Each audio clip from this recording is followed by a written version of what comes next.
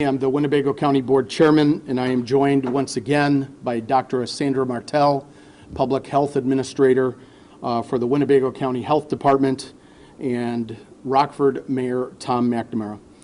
We heard just a few minutes ago an update from the governor and his team, and I would just relay that the state of Illinois updated on their cases, and as of 3 p.m. today, there were 5,057 confirmed cases of COVID-19 in the state of Illinois. Comparatively, that is up from less than 100 confirmed COVID cases on March 18th. In a few moments, Dr. Martell will update on the most recent local cases, but I want to take a minute and thank her team, the Emergency Operations Center, and our hospital partners for the sharing of information related to our healthcare capacity. Starting last week, that began to be aggregated across our healthcare systems.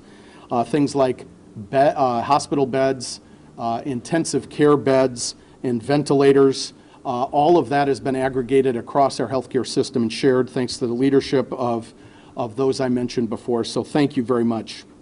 I do want to take a minute because I'm getting a lot of questions. I know Mayor McNamara is getting a lot of questions, as are others, that when we give confirmed positive test updates on a daily basis, what are things that maybe we're not talking about? One of the things that we continue to get questions on, I know Dr. Martell has done a very good job of sharing this, but I would just like to take a minute to emphasize that there are folks who have no symptoms or minimal symptoms.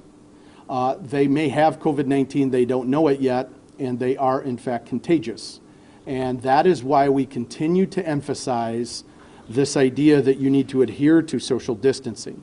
I would challenge everybody in our community that when you stay at home at all possible, but if you need to go to the grocery store, that you act as if you have COVID-19.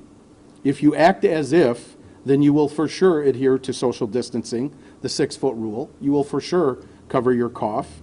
You will not be as inclined to touch your face. You will wash your hands more often because you don't want to give something you're not sure if you have or not to somebody else. And it will be a reminder to clean hard surfaces and even your cell phone on a regular basis.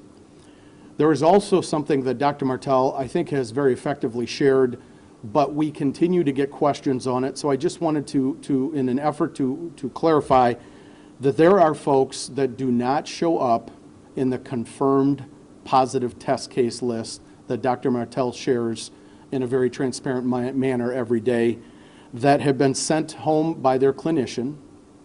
They are suspected of perhaps having COVID-19 and they are quarantined at home. I will leave it to Dr. Martell to go into any detail she sees sufficient, but I think it's worth saying that in those cases where a clinician, and we need to trust our doctors, makes a determination to have somebody stay at home, then the patient is safe, the healthcare workers are safe, and our community is safe because they're staying where they need to be staying. I do want to take a minute and wish all of our doctors happy Doctors Day 2020. And in particular, Dr. Michael McCarty and Dr. Ray Pryor are two young men that I went to school with, and I'm very proud of their efforts in our community and in this region. And I want to take this moment to thank our doctors for all that they are doing. As we've said now many times with our economy, not every resident is impacted equally by COVID-19 and the economic hit that we have seen. Many of our small businesses are not equally hit as well, and that is not fair, but that is an unfortunate reality in this challenge. While some citizens have had their lives disrupted by having to work at home and are struggling to adjust to these restrictions, others are newly unemployed through no fault of their own. We need to continue to talk about the economic impact and plans ahead as we navigate through this process. I did want to take a minute and address the President's comments from last evening and that of his team. As I said last week, I admired his optimism when he talked about potentially reopening business right after Easter.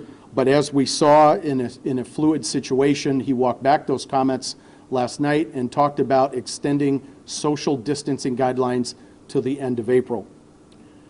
One of the things I would say, and it's true with our local experts, Dr. Martell, her team, and other medical experts. It's true at the state level and it's true at the national level. When people like Dr. Fauci at the national level, Dr. Zike at the state level, or a Dr. Martell at the local level, talk about things that change over time, even the professionals, as models change in a fluid situation, will reclarify realities as we go through this.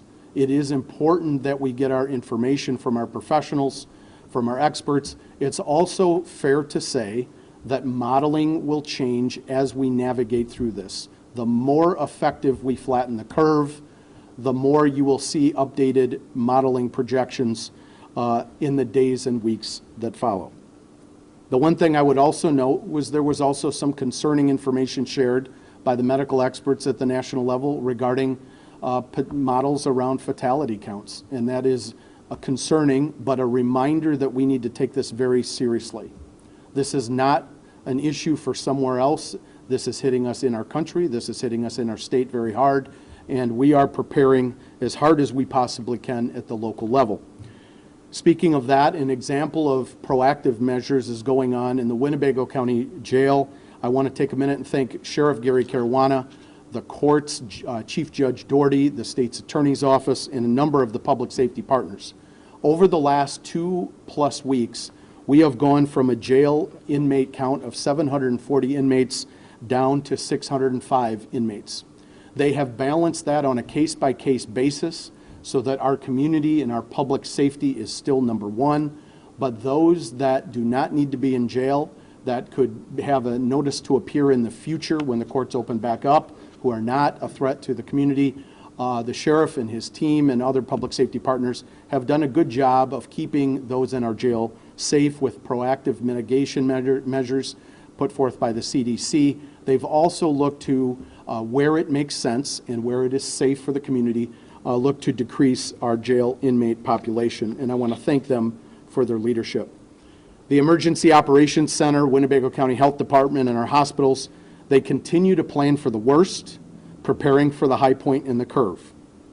We know as citizens that we need to do everything we can to flatten the curve so that the worst does not happen, and we are making good progress.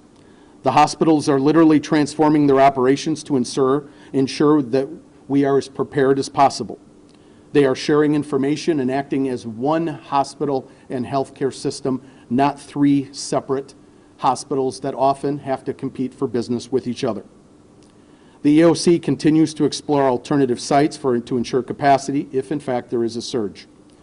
The Emergency Operations Logistic Team has some successes to celebrate as we continue to fight as a community for all of the PPE that we will need potentially in the future. We talked last week about Supply Corps helping us get 18,000 N95 masks. Today I want to thank Bob Schroeder from Pacific Bearing for helping our community with an additional order of 18,000 N95 masks. The hospitals continue to work their individual networks for additional PPE. We talk about again as citizens that we need to decrease the spread, and we have a major role to play, every one of us, on flattening the curve. Martin Luther King had a favorite quote, and it's my all-time favorite from him. We are caught in an inescapable network of mutuality, tied in a single garment of destiny. What affects one directly affects all indirectly. Simply put, we are in this together. When it counts the most, which is right now, we are our brother's keeper. Our actions can have a ripple effect and impact others directly. Please stay home to save lives. Before I turn things over to Dr. Martell, I will again thank Mayor McNamara and Dr. Martell for their leadership through this very difficult time, the difference they've made in this discussion, and I do appreciate it. When we do get to the end for questions, just a piece of housekeeping, when there are questions asked by a member of the media, we will make an attempt to repeat that question so that the folks watching through Facebook Live and through other medium can hear the question, and then we'll state the answer. With that, I'm going to turn things over to Dr. Martell, and again, thank her for her leadership. Thank you.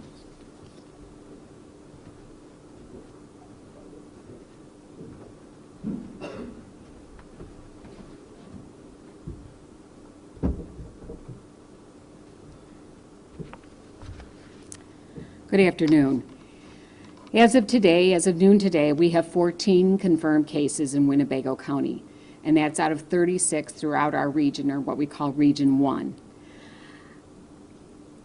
One of the other areas I wanted to kind of talk to you today, I get a lot of questions about why we don't disclose more information. And the reason we don't do that is to protect the privacy and confidentiality of not only the case, but also we've talked about their household contacts and also the contacts that are part of the ongoing investigation. We want to be able to disclose that information to them in the privacy so that we can help them take the necessary actions. You can imagine being told you've been exposed to COVID-19 and the actions that we need you to take to protect yourself. So we will not disclose information of what community they live in. We will keep it to the bare minimum necessary to provide that. COVID-19 is in both our city and it's in our surrounding area. We've had community transmission and we've had what we call risk-based transmission. So at this point in time, in terms of identifying who or when or where, just know that it's throughout the community. This really emphasizes the importance of social distancing, and I know now some of the media outlets are calling it physical distancing, but again, it's maintaining that 6 feet. While you can go outside, today is a kind of a nice day after the weekend, parks are open, but playgrounds are not, and we don't want people congregating to play pickup games of sports. Because again, the idea is that we need to maintain that social distancing and avoid groups of people coming together. I shopped over the weekend at curbside pickup and I noticed our stores. This is not a family outing. This is not time to bring the entire family into a store. You expose the individuals who are working, essential workers in the store, as well as family members. Have one person be the designated person to go through the store and get what they need. Consider curbside or delivery pickup. Let's keep our essential workers safe. The stores cannot be an outing. It becomes another congregate setting that we need to manage, and we really need to make sure that our workers know that we're backing them up. The chairman said we're all in this together, so we need people to understand the reason that we need you to stay put is to keep those number of cases down. Each day you're getting the report of how our hospitals are preparing, the total number of cases, so you know what we kind of have been running with. And we're very concerned that we need to keep those numbers low, and everyone can do their part. So we really need people to adhere to this. I know it's difficult, but we need to understand that we're protecting our most vulnerable systems, our healthcare systems, and our populations at risk. Intent of the governor's stay-at-home order is to stay home, to limit travel, to limit going out shopping. This is not the time, I talked about it last week about browsing, but the idea being if we can put some of these strategies in place that we can flatten that curve, we keep talking about it, but our goal is to keep less than 20% of our population from becoming infected. We have a chance to do that if we adhere to these rules and guidelines. I, again, encourage the population to really work on this with us. I appreciate what everyone's doing, but I also observed a lot of stuff over the weekend, not just as a private citizen, putting my order in for curbside pickup and recognizing that whole families were coming into stores. This is not safe. This basically brings in a crowd into a store that's not necessary. So please understand that our essential workers want to provide you with the essential services, and they're working hard to do that. But you're also exposing them, and really, you're putting your family at risk. And so please consider those guidance as we go through. So as of today, 14 confirmed cases, 36 in the local region. So we know that we have cases both in the city, in the county, and our surrounding region. So COVID is here, so we need to protect ourselves against COVID and do whatever we can to prevent the transmission. Thank you. And now I'll have Mayor McNamara come. My stool. Thank you, Dr. Martell. On National Doctors Day, thank you for being our entire county's doctor throughout all of this. Really appreciate your leadership. Again, hope the majority of people who are seeing this are seeing it from their homes. It bears repeating every time that we're before you that please stay home. It's probably the #1 thing that you will hear from all three of us is stay home. It does save lives. So we're monitoring the case count. We're monitoring the case count as it spikes across the United States, as we're seeing an increase in the state of Illinois, and we're seeing a slow increase here in Winnebago County. It seems like the cases are just trickling in or percolating here in the county as we see about one every day or so increase. We've been fortunate that our numbers are growing slowly. However, we're using that time to prepare because we know that these cases will increase and more than likely increase dramatically within the county. I want to thank, as the chairman did, the staff over at the Countywide Emergency Operations Center, but also the staff in the Joint Information Center. I have this unbelievable opportunity to hear sometimes the worst that goes on, but often I hear all of the wonderful things that are going on. And I've been inundated with emails and phone calls and text messages thanking me for providing the public information. And I would just say, and I think I speak for Dr. Martell and Chairman Haney, it's not us three. There's an entire team in the Joint Information Center who's putting together the charts and the graphs and social media presence that we all have the opportunity to push out ourselves. And so I just want to make sure that they know that their work is truly appreciated in this time. I also want to thank the health systems and all the healthcare workers on the front lines. It is National Doctors Day, and we appreciate their leadership, but all employees at our health systems are part of the team playing a critical role in our response to COVID-19. All our hospitals have rapidly been preparing for the surge in cases that we expect. They're doing so at the same time while they're still taking care of all of us in a number of what they would consider routine situations. If that's saving lives impacted by traumas, if that's delivering babies, they're continuing to do their day-to-day job that keeps all of us healthy while they're preparing for COVID-19. So I want to say thank you to those healthcare workers. We certainly appreciate the work they do every day in the betterment of our entire community.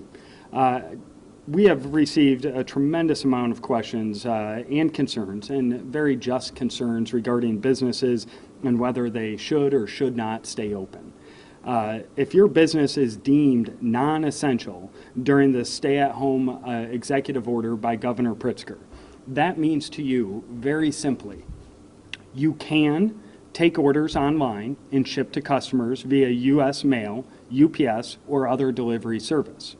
You can process payroll and employee benefits, manage inventory, and perform routine maintenance. You cannot, however, be open for walk-in business, and you cannot offer curbside pickup. If you have a question or you have a concern, we have set up a response mechanism to address those questions and concerns. Number one, you can call the Winnebago County COVID-19 hotline. That number is 815-319-6705, or you can send an email to covid19@wchd.org. What I just did will make all those wonderful people in the Joint Information Center incredibly happy with me that I provided that phone number and email, so yet they can answer hundreds of more emails. But although that's a difficult task, they do understand the important role that they're playing, and we want to get you the information. Understand, as Dr. Martell said, the whole basis of the executive order is to stay home. So I've made preventing domestic violence and human trafficking in our community a priority for myself and our administration in the city of Rockford since I took office. Unfortunately, domestic violence does not stop when we face public health crises like we're facing right now. We've been, I can't say fortunate, but we've been monitoring domestic calls to our police department, to 911, and we've seen thus far a minor increase in those calls for service. But now is the time that those in unsafe relationships and living situations may be at an increased risk for violence against them. We need our survivors to simply understand that we and our community partners are still here for you. It's more important than ever more important than ever, we safely maintain a line of communication with all of our friends and family, including children, during this time, who are in unhealthy or abusive relationships inside their households. We know abusers are using this situation right now as an additional tactic to exercise their power and control.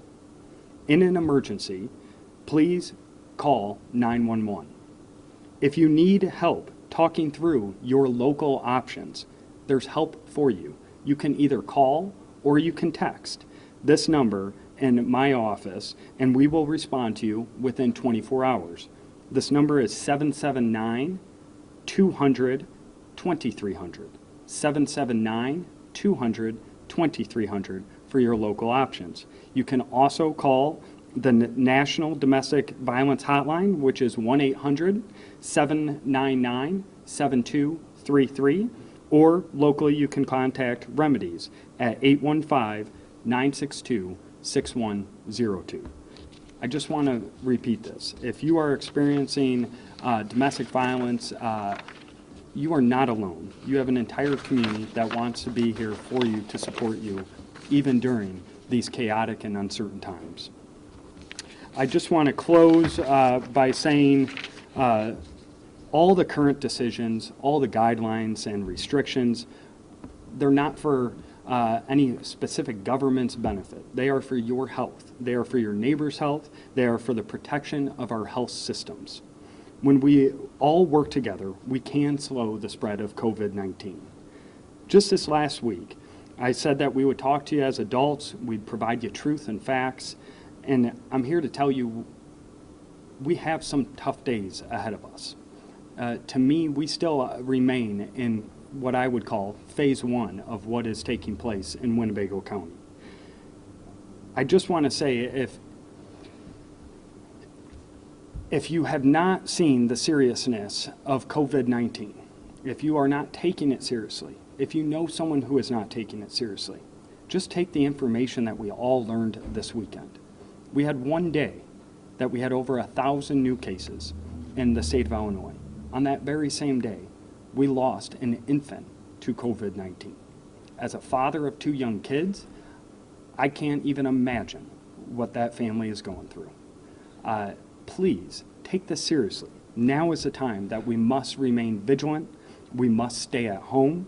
We must continue to practice our social distancing and wiping off those frequently used countertops and surfaces. We can certainly do this, and we can do this together. And I appreciate all of our citizens' fine work throughout this difficult situation. So with that, we'll take questions. So I want to ask, and this might be a question for Dr. Martell, but I want to start talking about recovery if we can yet. I think it's been a couple of weeks now since we had our first reported case in the county. I was wondering if we can have any sort of update on how that person might be doing. Is it early enough yet to talk about recovery?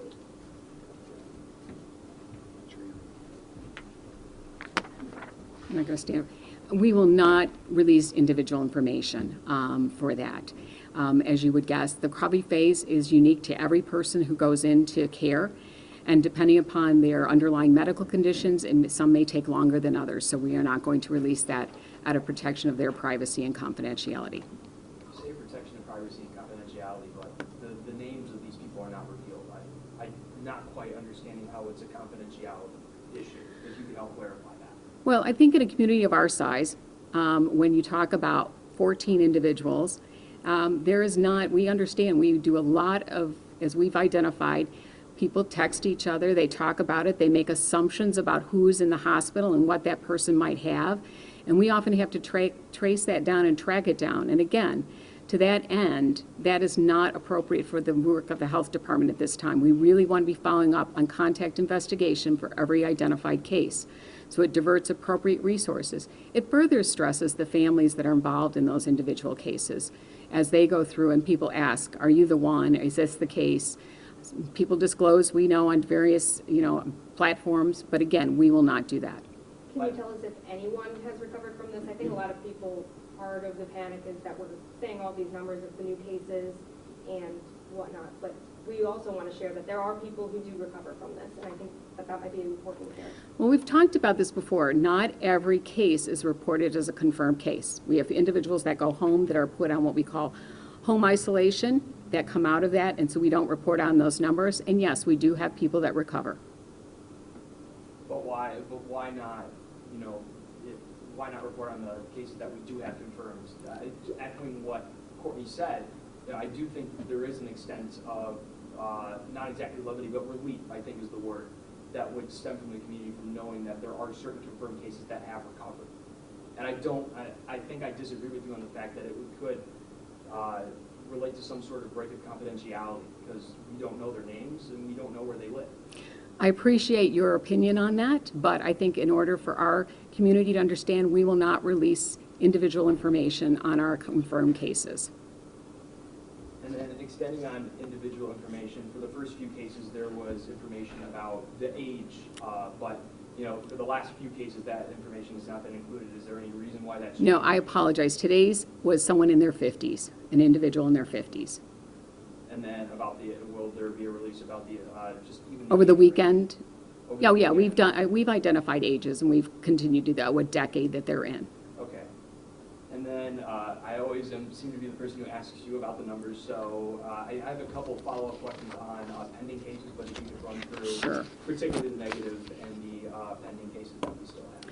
So as of the tests that have been submitted, that have been reported to us, and that includes those that go through the Illinois Department of Public Health, though the persons under investigation, and those that go through our private labs that the hospitals and healthcare partners in our community report to us voluntarily, we have 615 tests are out.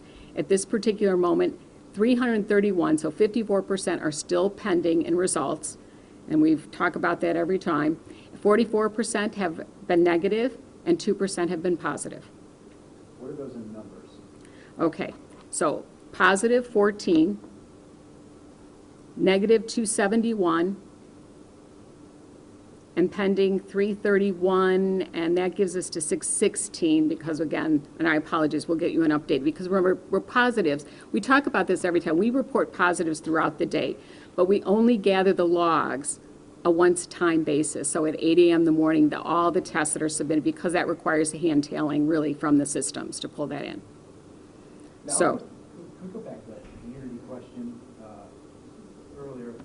You see Germany is going to be issuing community certificates. What do you think about that as a public health approach? Because if you can't tell the public who has it or where those people live, with all due respect to the privacy of the victims and their families, what about the anxiety that's placed on the rest of us? What about so much community certificates? Well, first of all, if we were able to test everyone, we've talked about the testing. It's a point in time. They've talked about the next phase would be ideally we could tell if there is an immunity test, an immune globulin testing to say you've been exposed, recovered, and here's your immune status, like we do for varicella, we do for other measles, mumps, and rubella. Until we're at this point, really, we're taking a snapshot in time, and there's always that, we've talked about this. I go in today to get a test done because I was a contact, and I say, I'm worried, I'm going to get it done. The test is really validated against people with symptoms, and I still could be in my incubation period, right, 14 days. So it may take me 14 days to develop symptoms and for my response on that positive, for the test to show as positive. So again, this is part of the difficulty we're dealing with when you hear about testing. The COVID testing that we have now is for active illness. We don't yet have available to us immunity testing. Similar that we would do for any healthcare worker, that we get immune testing before we go on to units to make sure we're not carrying communicable diseases. What you're saying is an immune certificate, it's a snapshot in time, it's not really worth anything? Potential, I mean, again, if we got to immunity testing where there is immune globulin testing and we knew the length of immunity, so how many of us were vaccinated as children and then said, oh, you need a booster? We discovered that we have to boost you later, right? And so here's the problem that we have right now. This is a fairly novel virus. So we have the testing right now to tell us if you're currently infected. What we don't yet have is a good immunity test, and we're not sure how long immunity lasts after you test positive for immunity. So we've got some unknowns working through that. Are you going to give us an update on the bed capacity, the latest calculations on that? Is that part of the, Did you receive the daily report? I see when I walked in? I'm sorry, Great. yes. Great, thanks. We intend to produce that daily, and that's available on the website as well. Can you talk about the hospital coordination? I've spoken with the three here in Rockford, but are we also coordinating with like Beloit and FHN and like Monroe Clinic? I think they have some presence in Winnebago County, each of them actually. I'm not certain. Are they part of? Not at this, POC? right. We brought in FHN at one point to talk about what that would look like, but right now they're planning from a regional approach. Again, we've talked about why the initial modeling numbers talk about the Rockford region, hospital system.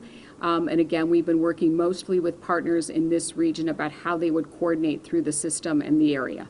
Okay. I've got a question for the mayor. Actually, you mentioned domestic violence, a slight uptick. Can you tell us from when to when that measurement was taken and what the raw numbers are?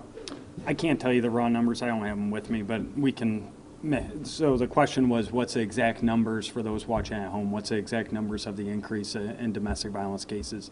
We're looking at a small increase, about 2%, I believe. I'll make sure I get you those, Isaac. And you're talking about a complaint filed or a Call for service. call for service? Yep. Speaking of resources, another group of people that will be vulnerable during this time are people who are recovering from drug addiction. It's a time where there aren't as many things to keep their minds off it or to keep them occupied. Are there any additional resources for them during what could be a very challenging time for them? Might be a question for you or the health department. Probably for Dr. Martell. I would just add to a question, though, that was stated earlier about the anxiety others may have. If we're not providing you with the location or the information about an individual, I would just say this. I think the chairman said it pretty well at the beginning. Act as though you have it or act as though your neighbor has it. I don't think it'll change much of how you operate throughout the day if you assume that your neighbor has COVID-19. I think we should all be acting in a way that we're protecting ourselves, but also protecting our fellow Rockfordians or fellow residents of Winnebago County. I think that's the best way to do it. And one other question was added about the collaboration of the health systems. I think, and the chairman touched on this, but I don't know if it resonates. If you go and you look at other counties in similar size to Winnebago, and you try to compare our stats to theirs, you can't do it. And there's a big key reason why you can't do that. They're not providing those stats to the public. I think Dr. Martell should get a tremendous amount of credit for, and so should the health systems who are voluntarily providing this information. But I personally did, because one of the questions we've been asking is, are we testing the same number of people as Madison County? Somewhat similar size. That information isn't out there for us to find out if we're providing the same number of tests per county. It'd be great to have, but there's other counties that just simply are not being as proactive and as transparent as this county has been. And to me, that's a large part in credit to Dr. Martell and the three major health systems. But I don't have an answer on the question regarding those who are dealing with very serious issues such as alcohol and drug addiction. I don't know if there are other answers. Well, first of all, every single one of our mental health providers has been able to implement some different strategies to try and keep in touch. You'll see on the sites things like AA and NA are continuing with social distancing, using some new technologies, and I'm going to say telehealth for some of the other areas in terms of counseling and therapy. We also have made provisions if people need pickup for Narcan or naloxone during this time frame, that they can still get that available. While we can't do large community trainings, you certainly want to make sure that that's out and available in the community.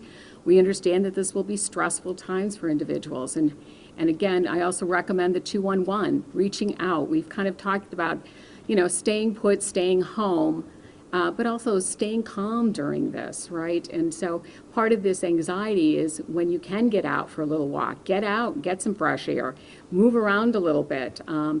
Make sure that you're keeping some type of routine. The mental health experts talk about how important that is to meet some degree of routine. I know that for parents who are now starting on having to kind of e-learn and help be the teachers in their homes, that this creates another level of stress and making sure that we have reach out available. 211 is an excellent service that can keep people connected, answered 24/7.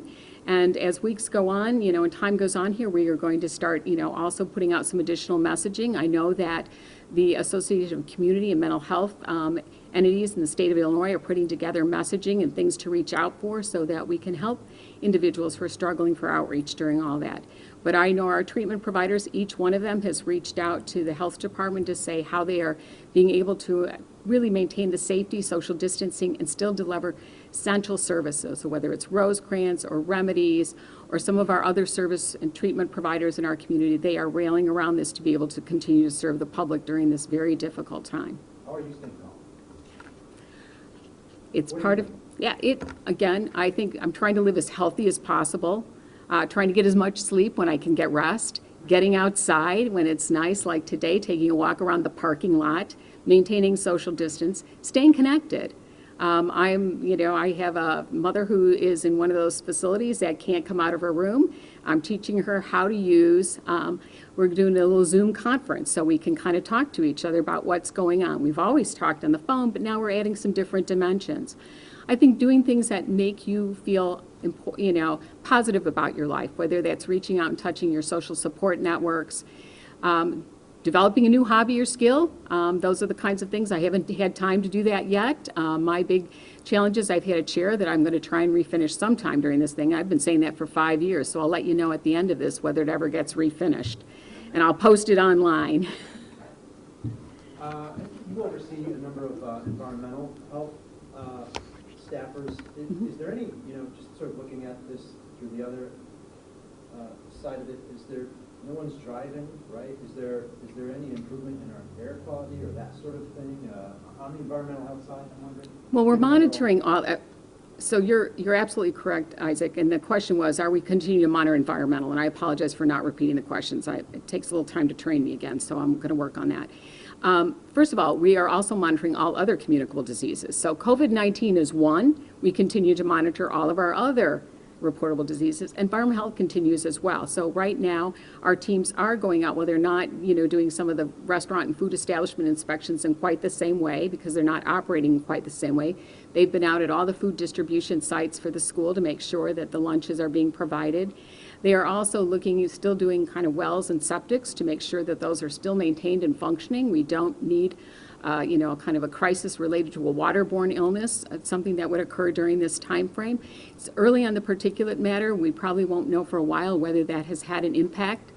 Although traveling in Winnebago County, as when you looked at some of the earliest social, the mileage driven had not really dropped as much as they would have anticipated, but that's kind of another indicator. But I think, again, all those things are still in place behind it. Along with the City of Rockford Code Enforcement, they're out there for working with both the essential services to make them as safe as possible for the workers that are there, and making sure that non-essential businesses are not, that they are complying with the executive order. So that we are using our full kind of force of staff to kind of provide education and follow-up about how they can do their businesses for the essential service in a safe way, and for those who are non-essential, making sure that they are not doing their businesses that the governor has not allowed them to do.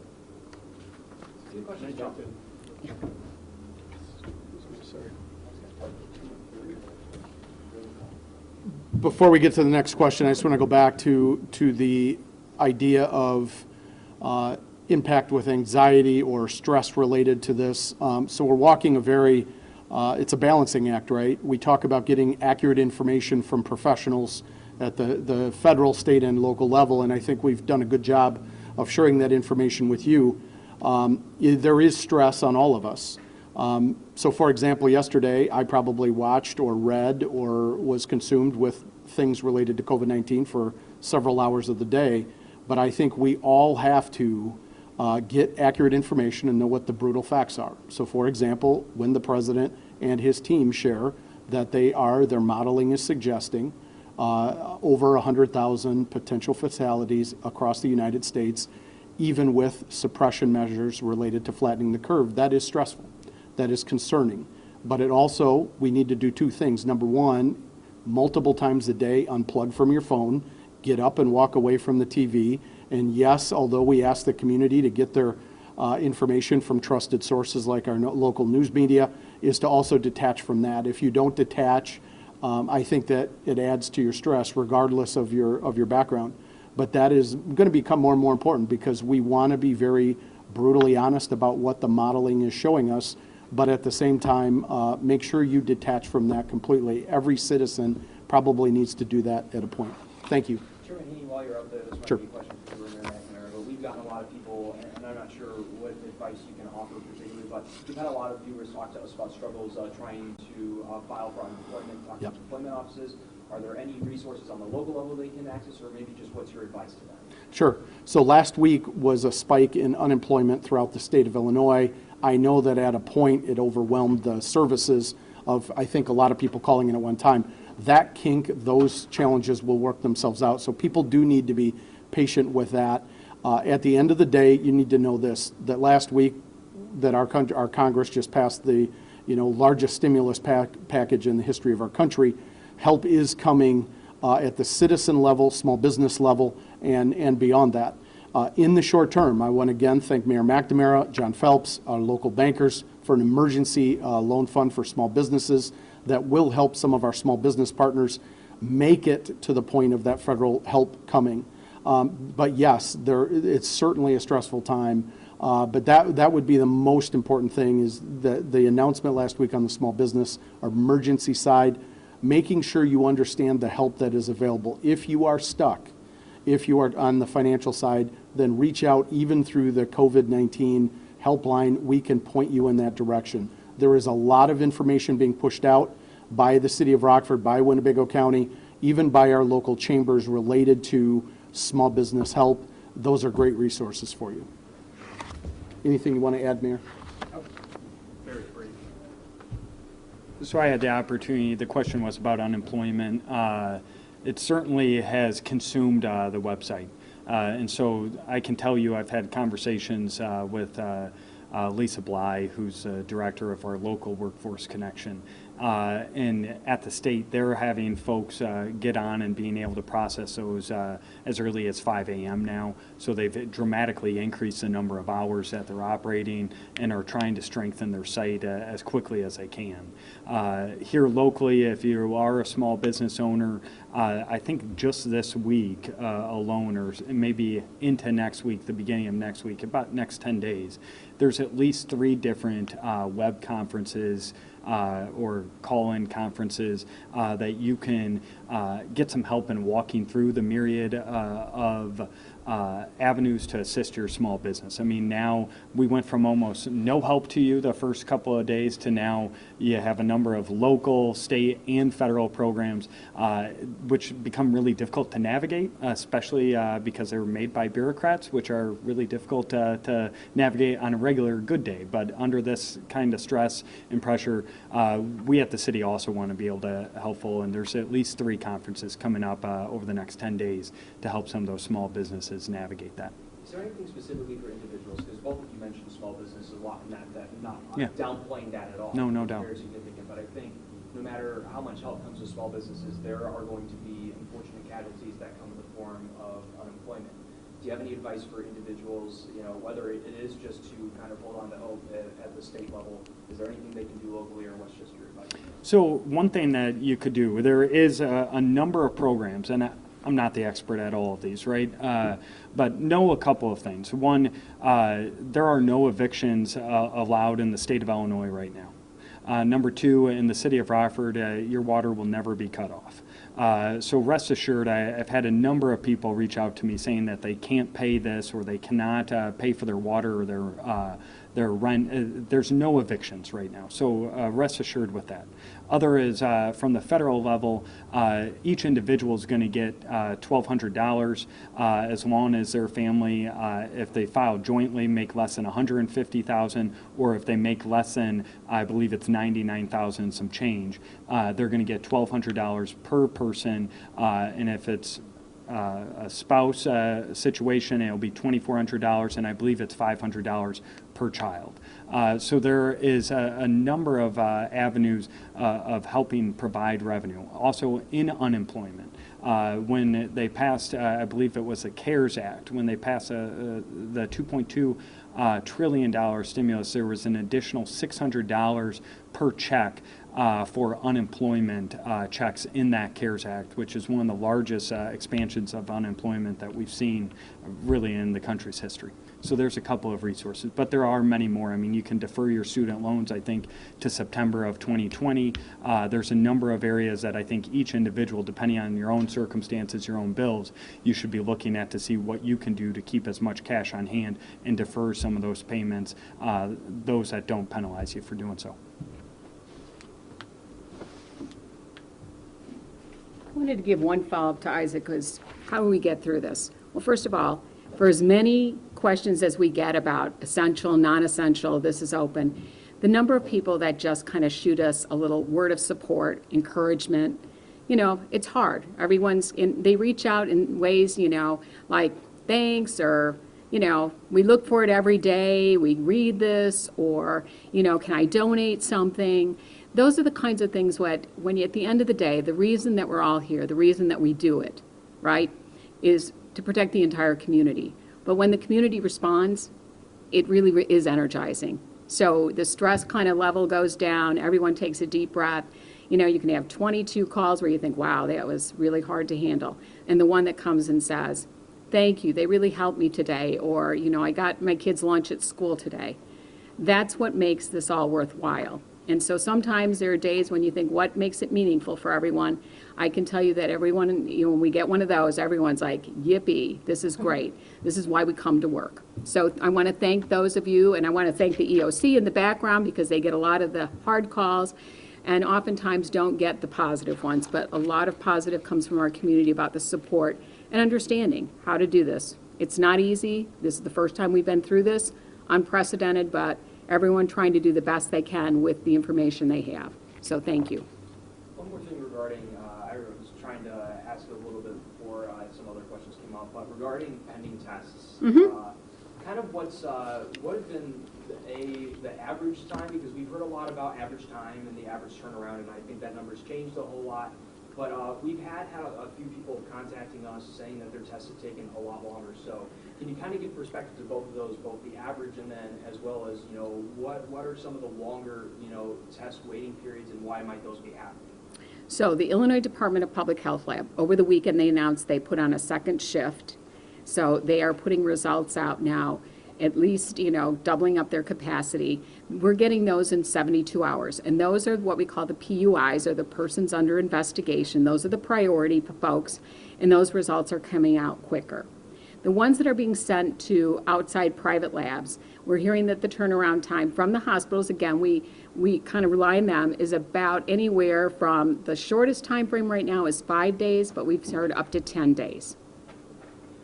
Is there any sort of, because some people's frustration in the messages that we get is, you know, after, you know, you're getting to 10, 11 days, you know, that's almost the entirety of, you know, the period that you would need to be Exactly. Yeah, it is a frustration. I mean, you hear it nationally, you hear it locally, you hear it at the statewide. Yet the turnaround time on the test is sometimes, again, we often weigh, well, staying home versus bringing you into a system to test. If the length of time is going to take that, we're making those clinical decisions with the physician who's evaluating the patient. And you're right. You heard everyone's goal is to turn these tests around much quicker. From a national perspective, that's why we use a prioritization system. So if you're a hospitalized patient or you meet the criteria for the risk, you're going through the IDPH lab, with the idea being that those will be turned around in even quicker than 72 hours. We got time for one more question. We have the president is on now, so we got time for one more question. I would just ask, as far as testing goes, I know that Abbott is working on a rapid test, and that the governor asked that Illinois be first about that. I was just wondering if locally you've heard anything about that from here.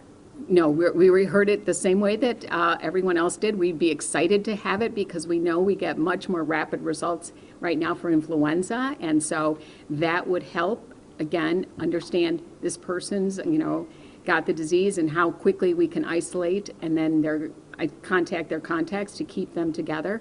So the quicker we can get any test result out, if it's a reliable test, the quicker then we can do what's called the contact investigation and really being able to ramp that down even further in those households where the contacts are and who they worked with and what their pattern was. Because even now in the environments with many people staying home, we still have people in family situations that we need to work with to make sure that they're appropriately isolated if they're ill. So we would be hopeful that we would also be able to introduce those as quickly as possible in our community. Thank you, guys. Thank you very much.